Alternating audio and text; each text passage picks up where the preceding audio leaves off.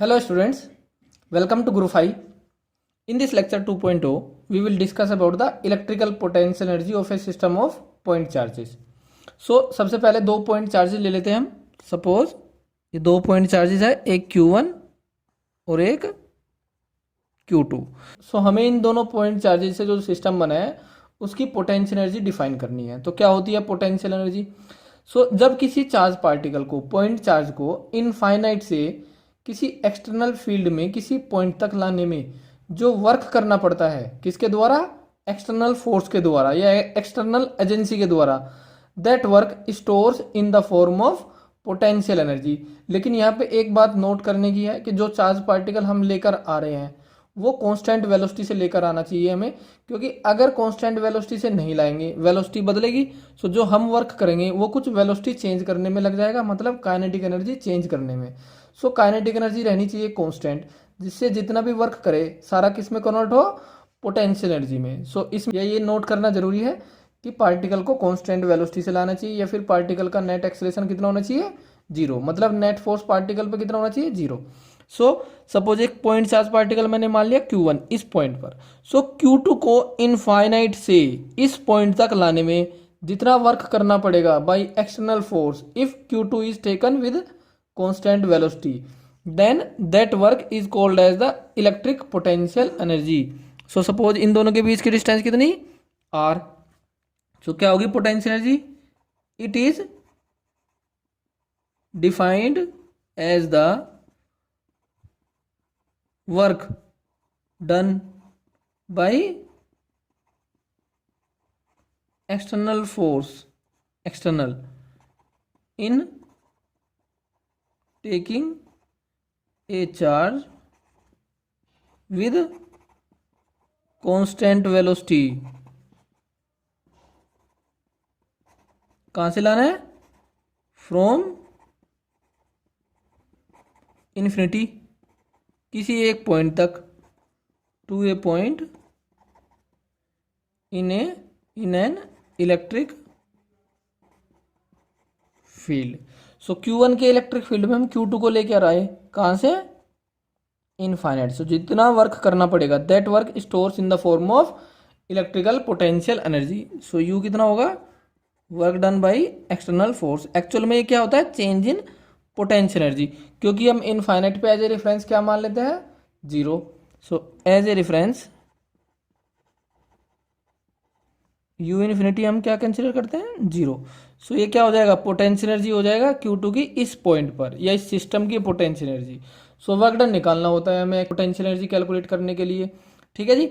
अब जब इस चार्ज पार्टिकल को कांस्टेंट वेलोसिटी से लाना है, सो इस पे नेट फोर्स कितना होना चाहिए? जीरो. सपोज किसी इंस्टेंट पर ये चार्ज पार्टिकल यहाँ पर है, सो इस पे इलेक्ट्रिक फोर्स इधर लग रहा है सपोज, क्योंकि Q1 फोर्स लगाएगा इलेक्ट्रिक फोर्स.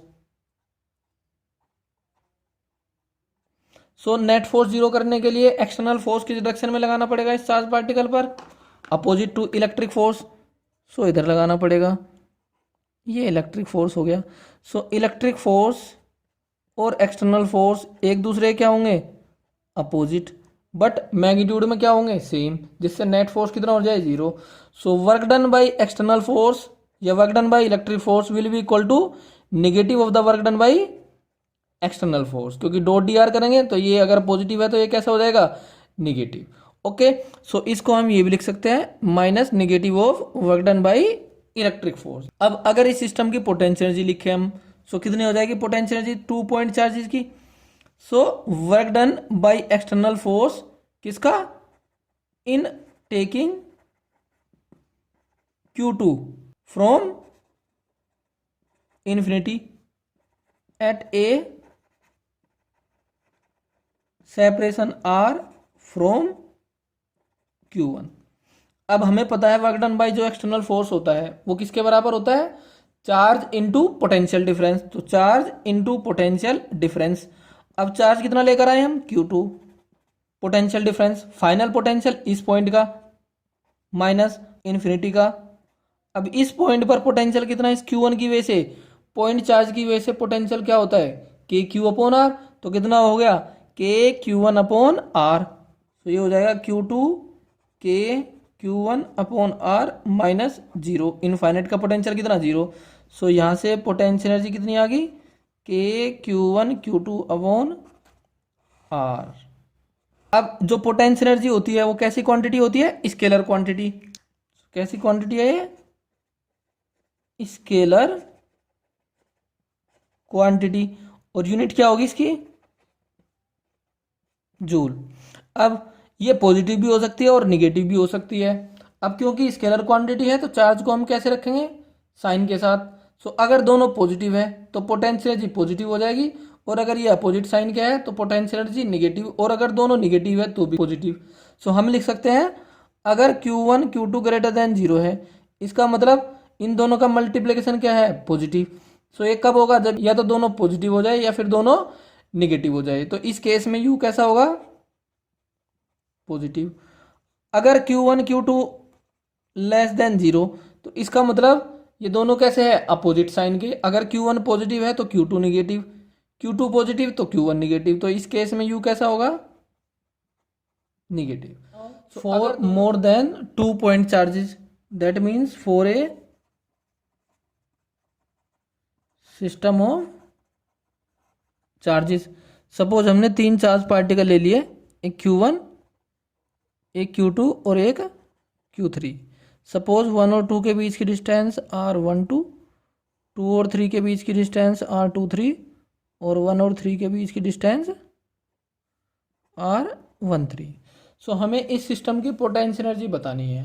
तो हमें क्या करना होता है, जो पेयर्स होते हैं, सपोज Q1 Q2 के साथ, Q1 Q3 के साथ, तो 2 पेयर तो ये हो गए, एक Q2 Q3 के साथ। तो जितने नंबर ऑफ पेयर्स होते हैं उन पेयर्स की हमें पोटेंशियल एनर्जी निकालनी होती है। मतलब 2 पॉइंट चार्जेस मिला के हमें पोटेंशियल एनर्जी कैलकुलेट करनी, और फिर उन सभी को हम कर देंगे ऐड, एल्जेब्रिक सम।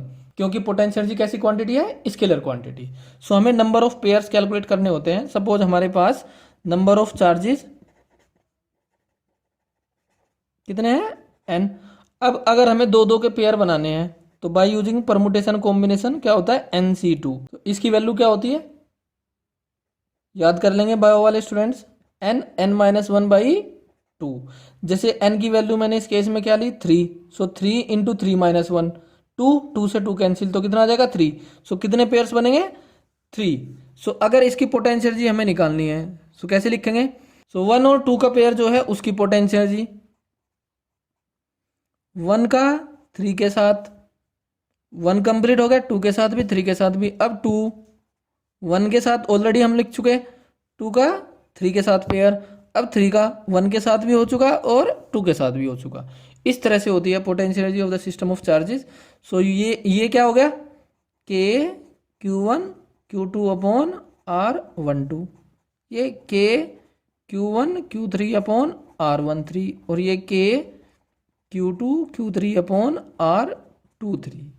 अब अगर बहुत सारे चार्ज पार्टिकल है तो इसको जनरलाइज्ड वे में हम ऐसे लिख देते हैं, sigma K QI QJ upon RIJ, I equal to 1 और J इक्वल टू 1। सो 1 से लेकर कहाँ तक, n पार्टिकल है। अब I इक्वल टू 1 और J इक्वल टू 1, दोनों 1 1 कर दे तो Q1 Q1 हो जाएगा। Q1 की Q1 के साथ खुद के साथ पोटेंशियल एनर्जी नहीं होगी। So I does not equal to J। अब हम जब I को 1 और J को 2 लिखेंगे तो ये क्या हो जाएगा, Q1 Q2, और I को 2 लिखेंगे और J को 1 लिखेंगे तो क्या हो जाएगा, Q2 Q1। सो Q1 Q2 और Q2 Q1 एक ही बात है। सो 2 बार रिपीटेशन हो जाएगा इसका। सो उसको एलिमिनेट करने के लिए हम क्या करते हैं, 2 से डिवाइड कर देते हैं। तो ये होती है पोटेंशियल एनर्जी जनरलाइज्ड फॉर्म में एक सिस्टम ऑफ चार्जेस की। ओके, हालांकि इसको आप लोगों को याद करने की जरूरत नहीं है, सिंपल इसको करें। जब भी कोई सिस्टम ऑफ चार्जेस है तो नंबर ऑफ पेयर्स चेक करें। जैसे हम एक स्क्वायर ले लेते हैं, जैसे कि एग्जांपल भी होगा एनसीईआरटी का। इसमें इन कॉर्नर्स पे चार्ज पार्टिकल रखे हैं। सो नंबर ऑफ पेयर्स कितने हो जाएंगे, चार्ज पार्टिकल की वजह से 4 है। सो 4 माइनस 1/2, 4 इंटू 3/2 कितना आ गया, 6। लेकिन एक पेयर ये है, एक ये है, एक ये, एक ये, 4 पेयर हो गए तो 2 और बचे हैं। सो एक पेयर ये हो जाएगा और एक पेयर ये हो जाएगा। फिर इनकी पोटेंशियल एनर्जी का फॉर्मूला लगाओ 2 चार्जेस के लिए, मतलब हर एक पेयर के लिए, उसको लिख लो इस तरह से। Now in the next lecture, we will take an example from NCERT, example number 2.3, which is concept based.